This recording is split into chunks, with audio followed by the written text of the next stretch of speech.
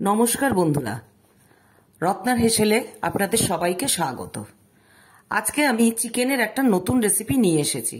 সেটা হলো চিকেন মার্সালা, যেটা রুটি, লুচি, পরোটা, লাচ্ছা পরোটা ইত্যাদির সাথেই আপনারা পরিবেশন করতে পারেন। এই রেসিপিটা ঘরোয়া পদ্ধতিতে খুব অল্প সময়ে কিভাবে তৈরি করা যায় চলুন দেখে নেওয়া যাক।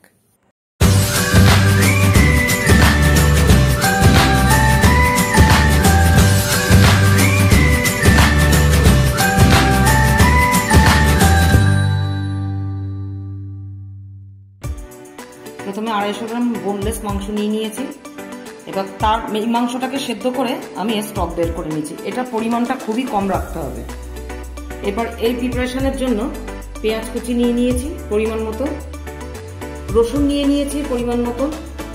এটাতে আছে কাজু বাদাম বাটা এবং পোস্ত বাটা, চাল মগজ বাটা আর আদা বাটা। আর এই প্রিপারেশনের জন্য লাগছে সয়া সস আর টমেটো চিলি সস। কড়াইতে প্রথমে সাদা তেল দিয়ে দিচ্ছি।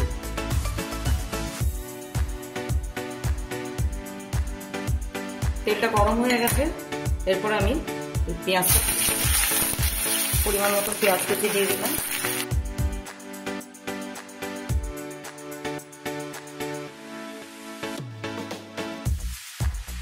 পেঁয়াজটা হালকা বাদামি হওয়া অবধি অপেক্ষা করতে হবে।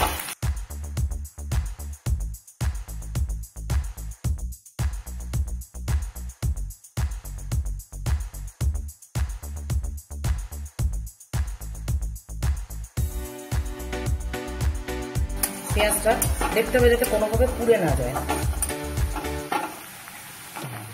আঁচটাকে অল্প করে কমিয়ে দিয়ে পেঁয়াজটাকে নাড়াচাড়া করতে হবে। পেঁয়াজটা সামান্য ভাজা হয়ে এসছে। এরপর আমি দিয়ে দেবো রসুন বাটা।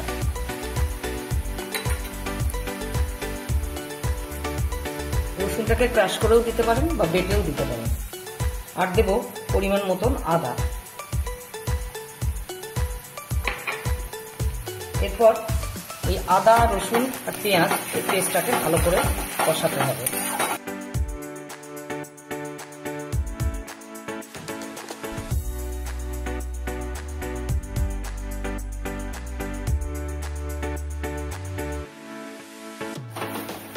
এরপর এই যে কাজু বাদামের পেস্ট করে রেখেছিলাম, কাজু বাদাম, চাল মগজ আর পোস্ত, এই পেস্টটা দিয়ে দিলাম।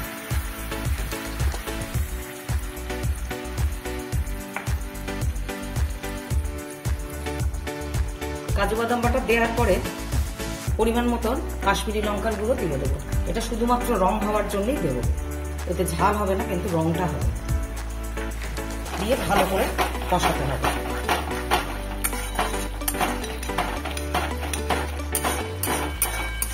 এটা অনবরত নাড়তে হবে। তার কারণ হচ্ছে কাজু বাদাম দেওয়া আছে বলে এটা তলা লেগে যেতে পারে, তার জন্য কন্টিনিউ নেড়ে যেতে হবে।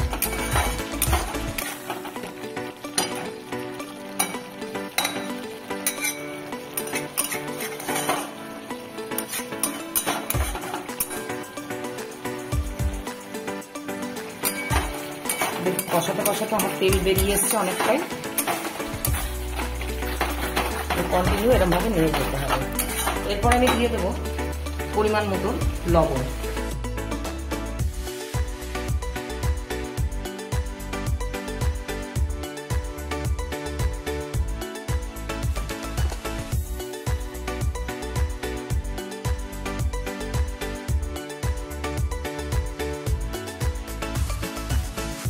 এর তেলটা বেরিয়ে আসার পরে আমি এখানে 1 চামচ মতন সয়া সস দিয়ে দেবো।